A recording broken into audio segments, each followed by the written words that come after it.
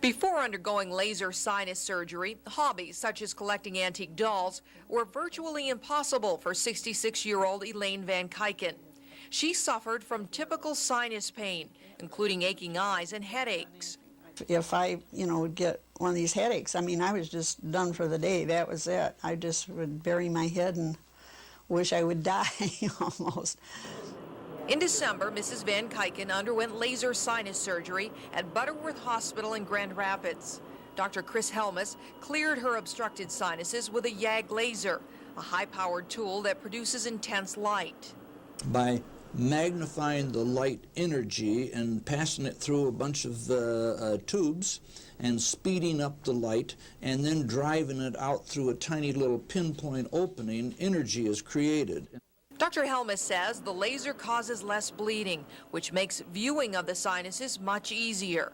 I think it offers a little bit of a more precision and more accuracy with less bleeding, and all that translates into a better operation on our part and a little less pain and quicker healing on their part. Dr. Helmus says the YAG laser can help people who suffer from localized sinus problems, such as headaches and long-lasting colds. He says this treatment is less painful and requires less recovery time than conventional sinus surgery. As for Elaine Van Kyken, she has resumed a normal life, including collecting antique dolls. She says, looking back, it's hard to believe she lived with her sinus pain for so long. I knew I had them, but I didn't realize that you could get that much relief. For Healthline, I'm Cheryl Grant.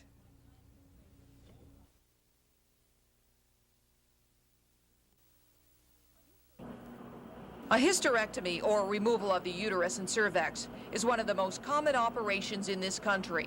Approximately 600,000 are performed each year. A relatively new lighted telescope called a laparoscope is allowing doctors to remove the uterus with minimal scarring and much less recovery time. The incisions are very small, and so recovery time is speeded up by weeks and months, and people are back to work and their usual activities much faster. The primary advantage associated with the scope hysterectomy is the reduction in recovery time. Physicians say most patients are back to normal in 2 to 4 weeks, half the recovery time required with the traditional abdominal hysterectomy. Abdominal hysterectomy has a recovery time in the range of 6 to 8 weeks before people are really 100%. Vaginal hysterectomy probably 4 to 6 weeks, and surprisingly people have been recovering from this in about 2 to 4 weeks. Word of this new type of hysterectomy was music to the ears of 31-year-old Jackie Freeman. She says things would have been different if her only option were the traditional abdominal hysterectomy. I would have needed to plan out my recovery time, and so I probably wouldn't have jumped on the boat this quickly. During this procedure, the laparoscope, equipped with a video camera, is inserted through a small incision in the belly button. Grasping instruments and scissors are inserted through 2 other smaller incisions in the lower abdomen. Doctors cauterize ligaments and large blood vessels, and then cut them, freeing the uterus and cervix. The bladder is then dissected from the uterus, and the uterus is then removed through the vagina. I think that this procedure is just an extension of the trend for minimally invasive surgery. We've seen that occur already in terms of gallbladders and appendectomies, and this is an extension of that.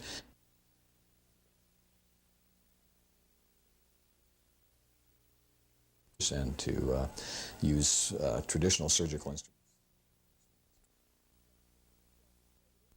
The 47-minute videotape, produced and distributed by the parent education staff at St. Mary's Hospital, provides parents with a home guide for infant care. It teaches, among other things, CPR for infants and what to do if a newborn chokes. It also contains instructions on how to give a new baby a bath. That's the thing that frightens moms and dads immensely. You know, this little fragile baby, they don't know how to wash. So we just take it step by step and give them just a recipe, if you will, how to bathe their baby. The videotape was produced in response to the national trend toward shorter hospital stays following delivery. The trend, which began on the West Coast, has in the past year become common practice in the Midwest. Mothers remain hospitalized only 24 hours following a vaginal delivery, 3 to 4 days following a C-section. Joan McHale, a registered nurse at St. Mary's, recently gave birth to her third child. She says the videotape is beneficial for the first-time mother, a repeat mother like herself, or the entire family. I just think it's a wonderful way for parents to learn how to care for their baby together. My husband wasn't always able to be there when the nurses were giving me instruction, and it's just a nice thing to sit back and relax and learn together. El nacimiento de su nuevo bebé trae consigo mucha alegría. The videotape is available in Spanish and English and is currently being distributed free to every woman who delivers at St. Mary's. I think that when moms go home, when moms' families go home, that they can feel comfortable knowing that education will not end when they leave the hospital, that they can watch this video, get some additional information, reiterate the things that have been already previously said.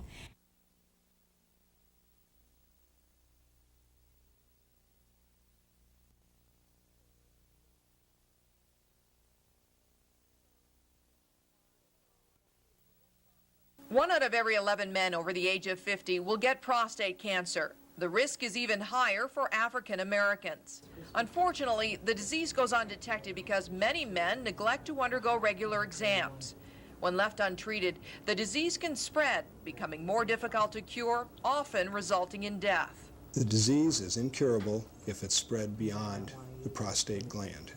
And on that basis, in the past, most diagnoses of prostate cancer were made in an incurable state. It's possible now with prostate ultrasound and with digital rectal exam and with PSA combined to make an early diagnosis and give an individual a chance for a cure and to give him much greater longevity if the disease is picked up in its earliest stages. Since 1986, doctors here in West Michigan have been using the prostate-specific antigen test in combination with ultrasound imaging of the prostate and a digital rectal exam. The blood test measures the level of a protein that is specific to the prostate.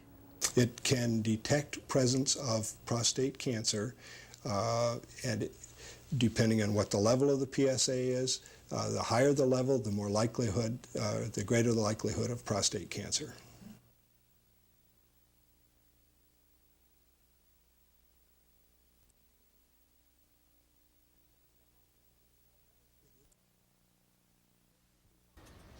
From 1988 to last year, 55 children 0 to 4 years of age injured in motor vehicle accidents were admitted to Butterworth Hospital.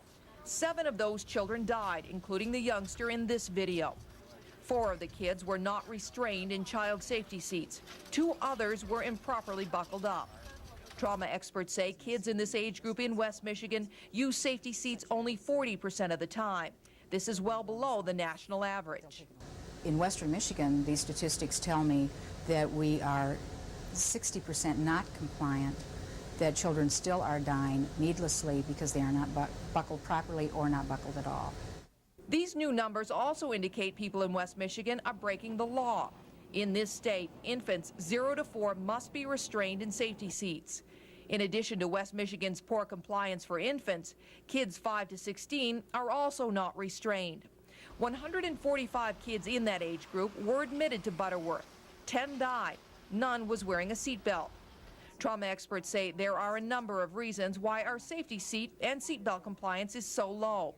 They blame a lack of education and minimal enforcement of the primary seatbelt law. I do believe with education over a broad base through a variety of mediums that we can reduce or raise the awareness of this needless means of death for children.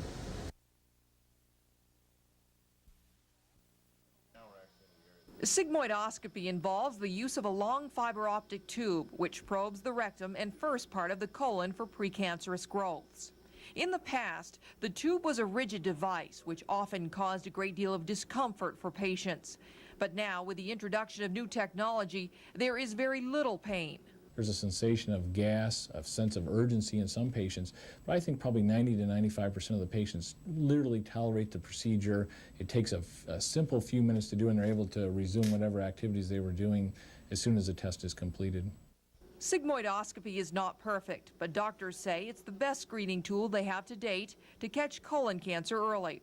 There are a few risks with sigmoidoscopy. It takes only moments to perform, and doctors can tell patients what's going on immediately. I mean, I think it's something that most physicians have been advocating for years. We do it on our own. We do it on our own patients. It's the best tool that we have to date to really try to evaluate our patients for colon cancer. And I think that health maintenance is one of the most important things we can do for our patients. Colon cancer is among the most lethal of all cancers. Some 58,000 Americans will die from the disease this year alone. The new study, published in the New England Journal of Medicine, says sigmoidoscopy could cut the death rate from colon and rectal cancer by 30%. The exam, which is suggested for everyone 50 years old and older, allows doctors to detect abnormalities early, before they become cancers. The key to any screening procedure is obviously to pick it up at the earliest possibility. Colon cancer luckily goes through a very, very long progression from very early small changes in the cells of the colon itself to little small growths called polyps. Now those are pre-malignant. If you take out those polyps, they never go in and develop to cancer. We know that all colon cancer actually develops from polyps. Or we're actually able, by directly looking into the colon, able to pick up colon carcinomas.